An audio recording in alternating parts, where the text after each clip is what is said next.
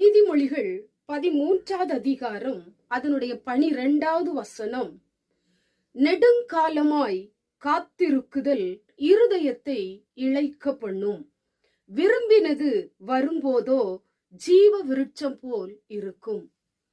நெடுநாட்களாய் நீங்கள் காத்திருக்கலாம்.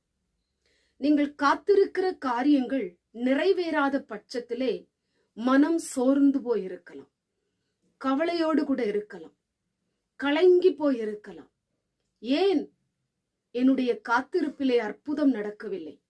ஏன் நான் காத்திருக்கிற காரியத்தை ஆண்டவர் வாய்க்க பண்ணவில்லை என்று சொல்லி நீங்கள் வருத்தப்பட்டு கொண்டிருக்கலாம்.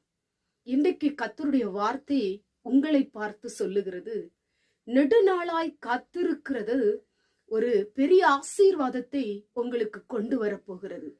நீங்கள் விரும்பினதை ஆண்டவர் உங்களுக்கு தருவேன் என்று அவர் வாக்கு கொடுக்கிறார்.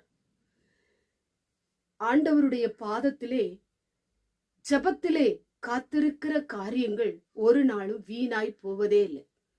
நீங்கள் நம்பிக்கையோடு ஆண்டவர் மேல விசுவாசத்தோடு எதிர்பார்த்து கொண்டிருக்கிற காரியங்கள் ஒரு நாளும் வீணாய் போவதே இல்லை.